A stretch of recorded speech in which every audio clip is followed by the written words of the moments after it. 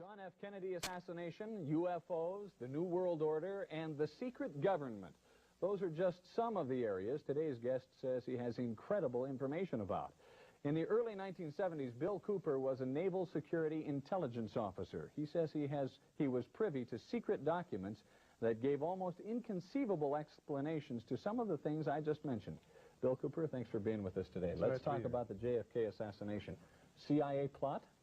Well, from the top secret documents that I read while I was in naval intelligence, it concerned the Central Intelligence Agency, the Secret Service, Division 5 of the FBI, and the Office of Naval Intelligence, and that's why I was able to view these documents. Now, why would the CIA and the security community want to kill the president?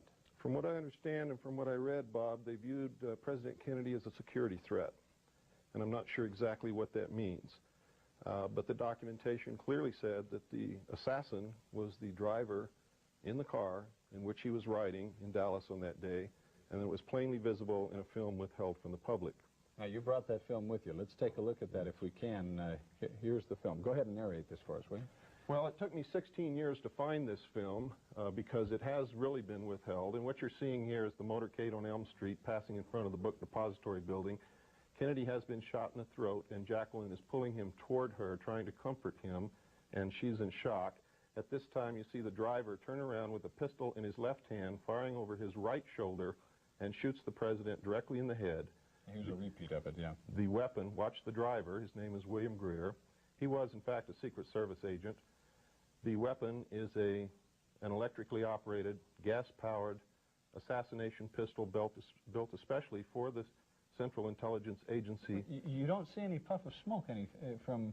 That's correct. Because what you think is a pistol there in the right-hand corner, lower right-hand corner. That's correct. It is. Why is that? Well, it's an air-operated pistol. It's pneumatic.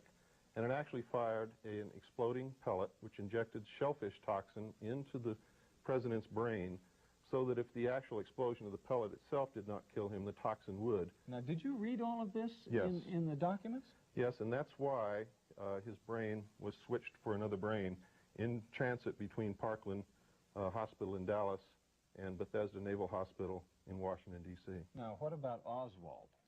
Oswald was a